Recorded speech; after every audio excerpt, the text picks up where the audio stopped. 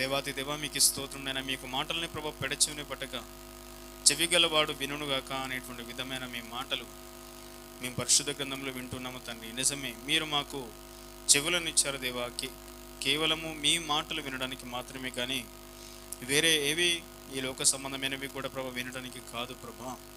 మీ నామమునకు మహిమకరమైనవి ఈ లోకములో మా ఇరుగు పొరుగు వారిని ఆయా మరణ తండ్రి మీ సన్నిధికి నడిపించడానికి ఏవైతే అవసరమో అవి వినడానికి మీరు మాకు చెవులను ఇచ్చారు. కాబట్టి ఈ సమయమందు ప్రభా మీరు ఇచ్చినటువంటి ఈ చెవులను ప్రభా మీ మాటలు వినుటకు, మీరు ఇచ్చిన ఈ నోటిని ప్రభా మిమ్మల్ని స్తుతించుటకు, ఈ కళ్ళు మీ యొక్క మహిమను చూచుటకు ప్రభా మీరు ఈ సమయమందు ప్రభా అభిషేకించి ప్రతి బిడ్డను ప్రభా మీరు సిద్ధపరచండి. ప్రతి బిడ్డకు మీ ఆయా మరణ మీకు కంచెను వేయండి దేవా, మీకు స్తోత్రములు. ఏ బిడ్డను కూడా ప్రభా దురాత్మ ముట్టకుండా మీ యొక్క పరిశుద్ధమైనటువంటి ఆయా కంచెను వేయండి దేవా, స్తోత్రములు తండ్రి.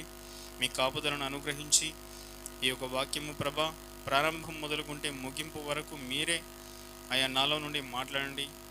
నేను కేవలం మీ యొక్క చేతిలో ఒక పనిముట్టును మాత్రమే దేవా, మీకు స్తోత్రం. నేను వాడుకునేది మీరు మీ మాటలుగా మేమందరము విని ఆ మాటలను సరంగా జీవించటకు మీ కృప చూపుతారని ఆశిస్తూ యేసునామమున ప్రార్థిస్తున్నాము తండ్రి, ఆమేన్. 40వ కీర్తన ఒకసారి మనము ఓపెన్ చేసినట్లయితే, తెరిచినట్లయితే అందులో 4-5 వచనాలను ఈరోజు మనము ధ్యానించుకుందాము. ఇక్కడ ఏముంది అంటే 40వ కీర్తన 4వ కష్టలనై త్రోవ విడిచి అబద్ధముల తట్టు తిరుగు వారినైనను లక్ష్య పెట్టక యెహోవాను నమ్ముకునివాడు ధన్యుడు. హల్లెలూయా. అలాగే 5వ వచనము, యెహోవా నా దేవా, నీవు మా ఎడల జరిగించిన ఆశ్చర్య క్రియలను, మా ఎడల నీకున్న తలంపులను బహు విస్తారములు, వాటిని వివరించి చెప్పేదను అనుకుంటున్నా అవి లెక్కకు మించి ఉన్నవి. నీకు సాటి అయిన వాడెవడును లేడు. హల్లెలూయా. మొదటిగా ఈ 4వ వచనాన్ని మనం చూసుకున్నట్లయితే ఇక్కడ గర్విష్ఠులు, మొట్టమొదటిగా మనకు కనిపిస్తున్నటువంటి గ్రూపు ఎవరంటే గర్విష్ఠులు ఎవరు అంటే వారికి ఇప్పటి వరకు మనం ఏమనుకున్నాము, ప్రార్థన ముందు ఏమనుకున్నామంటే ఇప్పటి వరకు మనము సజీవులుగా ఇలా బ్రతికున్నామంటే ఏమనుకున్నాము, దేవుని కృప అనుకున్నాం కదా. స్నేహము చేసే సందర్భంలో స్నేహము చేయొద్దన్నప్పుడు వారు చెప్పే మాటలు ఎట్లా వింటాం అనంటే, ఇప్పుడు రోడ్డు మీద పోతూ ఉంటాం, మనతో స్నేహం చేసే ఇటుల మాటలే మనకు వినబడతాయా? అందరి మాటలు మనకు వినబడతాయి కదా. ఇంకోటి అవమానించేటువంటి మాటలు వినబడతాయి. అప్రిషియేషన్ అంటే ఏంటిది? పొగిడే మాటలు మనము చూస్తాం. మనల్ని పొగిడేటోళ్ళు ఉంటారు, మనల్ని అవమానించేటోళ్ళు ఉంటారు, మనల్ని నిందించేటోళ్ళు ఉంటారు, మనల్ని ప్రైజ్ చేసేటోళ్ళు ఉంటారు, ముఖస్థుతి చేసేటోళ్ళు కూడా ఉంటారు. అయితే ఇక్కడ ఏమంటున్నాడంటే దేవుడు త్రోవ విడిచి లక్ష్య పెడతాం, గర్విష్ఠులను కూడా లక్ష్య పెట్టొద్దంట. ఎందుకంటే గర్వం అనేది ఎంత ప్రమాదమో మనము మరొక వచనం చూసుకుందాము. సామెతల గ్రంథము 16వ అధ్యాయము 18వ వచనము, అలాగే 1-8 వచనాలు మనం చూసుకున్నట్లయితే అక్కడ క్లియర్గా దేవుడు సొలొమోను గారి ద్వారా రాయించారు. ఏమని అంటే 18వ వచనం మొదటిగా చూసుకున్నట్లయితే, నాశనమునకు ముందు గర్వము నడుచును, పడిపోవుటకు ముందు అహంకారమైన మనస్సు నడుచును. హల్లెలూయా. ఎందుకు హల్లెలూయా అంటే ఇంత క్లియర్గా, మరి ఇంతకుముందు మీరు బైబిల్ వాక్యము ఈ మాట మరి విన్నారో లేదో తెలియదు. ఈ రోజున ఈ మాట మనము విని, పరిశుద్ధ గ్రంథంలో దేవుడు ఎప్పుడో కొన్ని వేల సంవత్సరాల క్రితం రాయించాడు కదా, అందుకు హల్లెలూయా.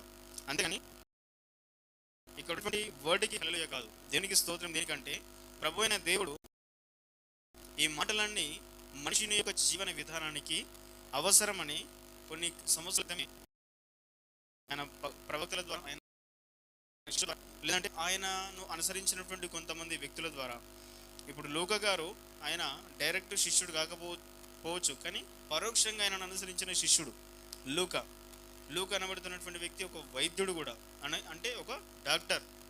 ఆ లూకా గారు కూడా రాసినటువంటి గ్రంథం మనకు పరిశుద్ధ గ్రంథంలో ఉంది, లూకా సువార్త. అలా ఏమంటున్నాడంటే ఇక్కడ దేవుడు కొన్ని సంవత్సరాల క్రితమే మనుషుని యొక్క జీవన విధానానికి కావలసిన మాటలన్నీ కూడా ఇందులో రాసించి మనకు ఏమని దాని ఏమంటాం, హెచ్చరిక. గర్వము అనేది ప్రమాదకరము, ఎందుకంటే నాశనమునకు ముందు నడిచేది గర్వము. మనలో గర్వం ఉందంటే మనము దానికి దగ్గర ఉన్నామని అర్థం. దేనికి? బైబిల్ ప్రకారము నాశనానికి. మనలో ఇప్పుడు ఏ మనిషి అయినా సరే, ఎంత పిచ్చోడైనా సరే, ఎంత మతి స్థిమితం సరిగా లేనివాడైనా సరే నాశనం అయిపోవాలి అని అనుకుంటారా?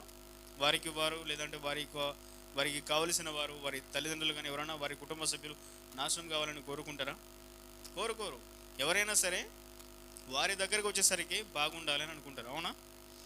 బాగుండాలి, బాగుపడాలి, కొన్ని డబ్బులు సంపాదించుకోవాలి, ఆ డబ్బులు కొన్ని ఎనగేసుకోవాలి, తర్వాత ఒక స్థలం కొనుక్కోవాలి, లేదా బంగారం కొనుక్కోవాలి, లేదంటే ఇల్లు కొనుక్కోవాలి, ఇల్లు కట్టుకోవాలి స్థలం ఉంటే. ఇలా ఆలోచిస్తారు అనే సరే. అది గర్వము మనకు అవసరం? ఈ రోజున మనకు అవసరమా? వద్దు కదా. ఎందుకు అంటే దేవుడు ఏం చేస్తున్నాడు? ఎన్నిసార్లు గద్దించిన లోబడిన వాడు మరి తిరుగు లేకుండా హఠాత్తుగా నాశనమగును. దేవుడు ఒకసారి రెండుసార్లు చెప్తున్నాడు. ఇప్పుడు దగ్గర ఎన్ని సంవత్సరాలు మనం రక్షణ పొంది, ఇన్ని సంవత్సరాలు కూడా మనకు దేవుడు చెప్తున్నాడు, అవకాశం ఇస్తూనే ఉన్నాడు. దేనికి? ఆయన మాటలు శ్రద్ధగా వినడానికి, ఆ విన్నటువంటి మాటల ప్రకారం మనం జీవించడానికి. ఇప్పుడు దేవుడు ఏమంటున్నాడు ఈ మాటలు అంటే, మనం ఇందాక చూసుకున్న 40వ కీర్తన 4-5 వచనాల ప్రకారము, గర్విష్ఠులను మనం అనుసరించొద్దు, గర్విష్ఠులతో మనం స్నేహం చేయొద్దు, అహంకారులతో మనం స్నేహం చేయొద్దు, అహంకారుల మాటలు మనం వినొద్దు. అలాగే దేవుడు చెప్పిన త్రోవ ఏదైతే ఉందో, మార్గము, ఒక మంచి మార్గము దేవుడు మనకి ఇచ్చాడు. ఏ మార్గము అంటే, నన్ను వెంబడించు, అలాగే నువ్వు నీ దేహాన్ని నువ్వు ఎట్లనైతే ప్రేమించుకుంటావో నీ పొరుగు అని కూడా అట్లనే ప్రేమించు అన్నాడు దేవుడు. నీ పొరుగువాడు అంటే యవనస్తులు ఏమనుకుంటారు? అమ్మాయిలు అనుకుంటారా?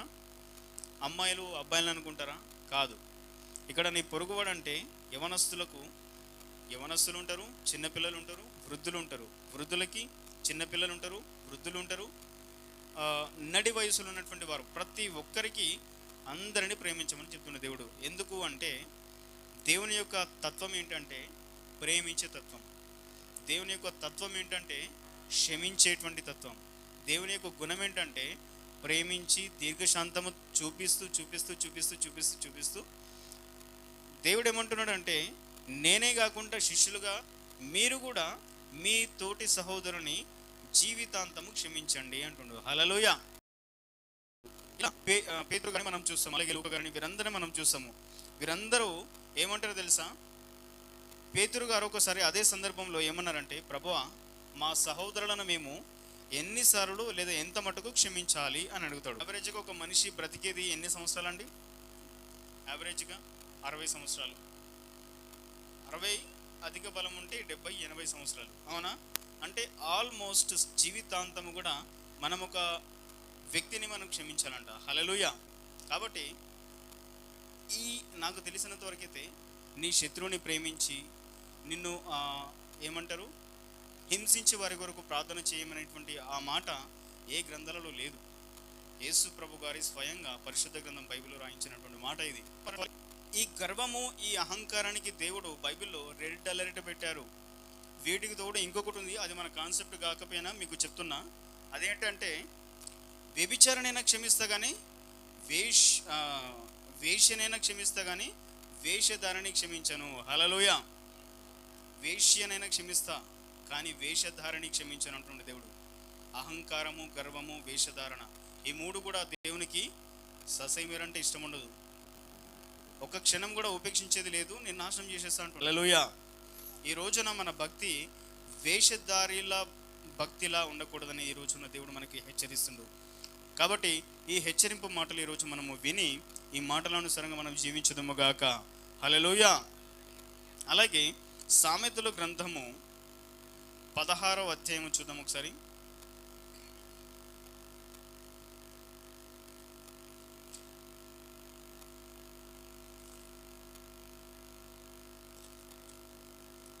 ఇప్పటిదాకా ఏం చెప్పుకున్నాం? మనము 3 విషయాలు చెప్పుకున్నాం. చెప్పండి, గుర్తుందా?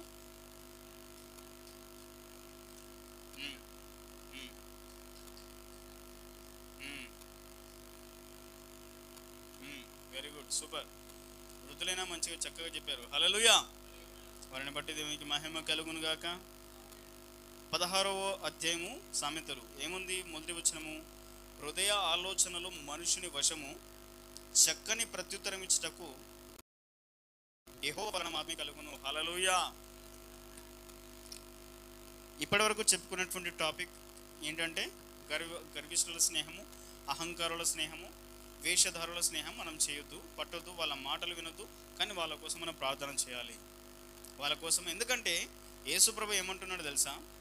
శత్రువునే నేను ప్రేమించమంటున్నా, నిన్ను హింసించే వారి కొరకే ప్రార్థన చేయమంటున్నా. ఆఫ్టర్ ఆల్ ఈ గ్యాంగ్ కోసం కంప్లీట్గా నువ్వు వదిలేస్తావా? వాళ్ళ కోసం నువ్వు ప్రార్థన చేయమంటాడు దేవుడు. హల్లెలూయా. కాబట్టి ఈ సమయమందు ఇప్పుడు చదువుకున్నటువంటి మాట ప్రకారము హృదయ ఆలోచనలు అంట మనిషిని వశం అంట. ఒక ఇప్పుడు ఎవరికి వారుగా కొన్ని ఆలోచనలు ఉంటాయి. సో ఆలోచనలు అనేది స్వాభావికంగా మనుషుని యొక్క రైట్స్ అవి, అవునా? ఎందుకంటే ఆలోచించుకునే స్వాతంత్రత కూడా లేదనే టైప్లో ఉంటుంది మాట. కాబట్టి దాన్ని బేస్ చేసుకొని ఈ మాట ఏముందంటే, హృదయ ఆలోచనలు, హృదయంలో పుట్టేటువంటి ఆలోచనలు మనుషునికి సంబంధించినవి. అవి కంప్లీట్గా మనుషుని యొక్క ఆధీనంలో ఉంటాయి. కానీ ఎప్పుడైతే ఒక వ్యక్తి ఒక ప్రశ్న వేస్తాడో ఆ ప్రశ్నకి కరెక్ట్ సమాధానం ఇవ్వడం అనేది ఎవరి చేతిలో ఉంది అంట? యెహోవా చేతిలో ఉంది. హల్లెలూయా. దీనికి కరెక్ట్గా మనం ఒక వర్డ్ చూసుకున్నట్లయితే, నార్మల్గా ఇప్పుడు రోమా సామ్రాజ్యంలో రోమా ప్రభుత్వము పౌలు గారిని తీసుకొచ్చి నిలబెట్టింది. ఎక్కడ? అందరి ముందు. ఎందుకు అంటే సువార్త చేస్తుండు అని. రోమా సామ్రాజ్యము చక్రవర్తి ఆ రోజున పౌలు గారు తెలుసుగా, మన బైబిల్లో పౌలు గారు చాలా పత్రికలు రాశారు. జైల్లో ఉండి సభకు తీసుకొచ్చి నిలబెట్టినంట. నిలబెట్టినప్పుడు ఆయన ఏమంటున్నాడో తెలుసా? ఒక ప్రశ్న వేశాడు. ఎవరు? ఆ చక్రవర్తి. అయితే ఆ ప్రశ్నకి సమాధానము ఆయన చెప్పాలనుకున్నాడు. ఎవరు? పౌలు గారు. కానీ ఆ సమయంలో ఆ సమాధానము ఆయనకు ఎవరు ఇచ్చారంటే దేవుడు ఇచ్చాడు. హల్లెలూయా. అది దేని బేస్ చేసుకుని అంటే, లూకా సువార్త 12వ అధ్యాయము 11-12 వచనాలు.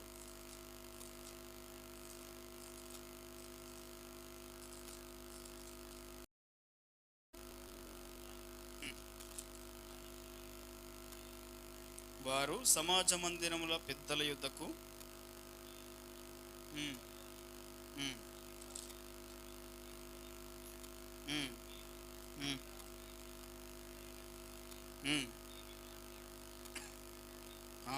తీసుకొని పోయినప్పుడు మీరు ఎలాగూ ఏమి ఉత్తరం ఇచ్చేదమా, ఏమి మాట్లాడదామా అని చింతించకుడి.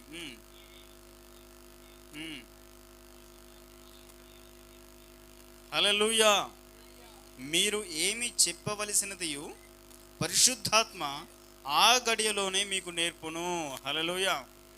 ఇది బేస్ చేసుకునే ఒకవేళ దేవుడు ఆ సమయంలో పౌలు గారికి ఆ మాట అందించడేమో, ఆ ఎక్స్పీరియన్స్, ఆ అనుభవంతో కొలసి పత్రిక రాశాడు అనుకుంటా. కొలసి పత్రికలో ఈ మాట రాశాడు, మీరు భయపడకండి.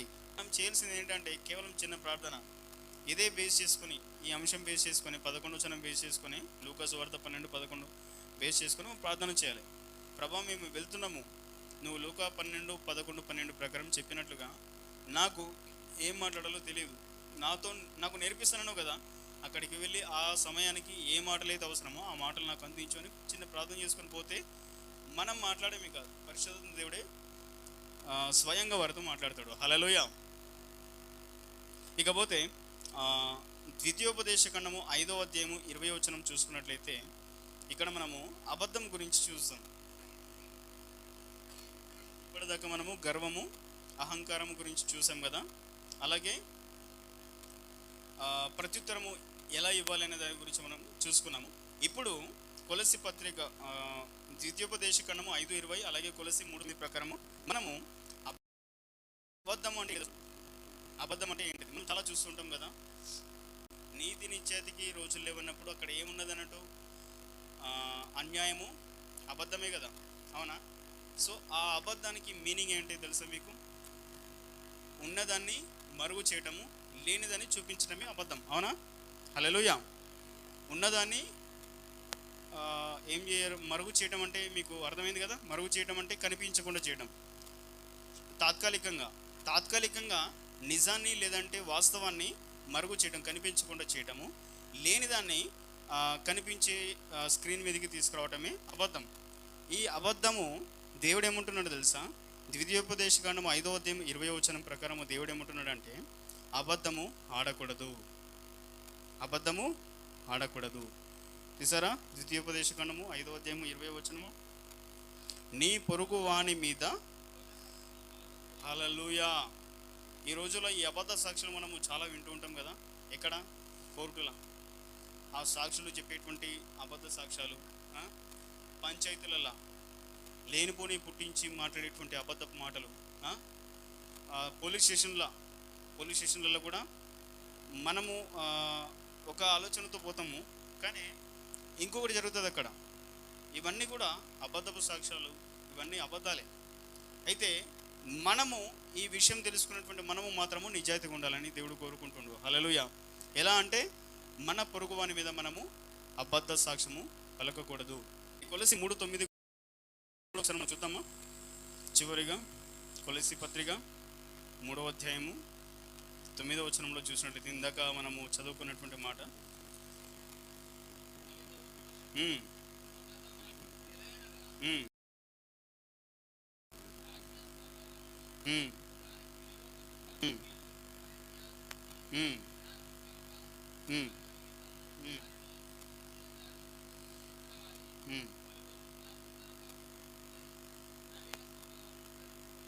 హల్లెలూయా. ఒకరితో ఒకడు అబద్ధం ఆడితే స్వాభావికముగా లేదంటే నూతనపరచబడుచున్న ప్రాచీన స్వభావమును దాని క్రియలతో కూడా మీరు పరిత్యజించి జ్ఞానము కలుగు నిమిత్తము దానిని సృష్టించిన వాని పోలిక చొప్పున నూతనపరచబడుచున్న నవీన స్వభావమును ధరించుకుని ఉన్నారు. మనమంట క్రొత్త సృష్టి అంట దేవునిలా. యేసుక్రీస్తు ప్రభువారు మనల్ని ఒక క్రొత్త సృష్టి లెక్క బాప్తిసం తీసుకున్న రోజు నుంచి మనల్ని దేవుడు ఒక క్రొత్త సృష్టి లెక్క చూస్తున్నాడు మనల్ని. అంటే మనము ఇప్పుడు కొత్త మత్తయ్య గారు, కొత్త ఎలిసబెత్తమ్మ గారు, కొత్త నీలమ్మ గారు, కొత్త జాషువా, కొత్త భరత్ గారు, అట్లా మనం ఇప్పుడు క్రొత్త అంట, పాత కాదంట. అంటే ఇప్పుడు ఈ క్రొత్త అనేటువంటి మన లైఫ్లోకి అబద్ధానికి అసలు అవకాశమే ఉండొద్దంట. మనము ఒకరితో ఒకరు అబద్ధం ఆడకూడదంట. ఖాళీ నిజము మాత్రమే మనము మాట్లాడాలంట. హల్లెలూయా.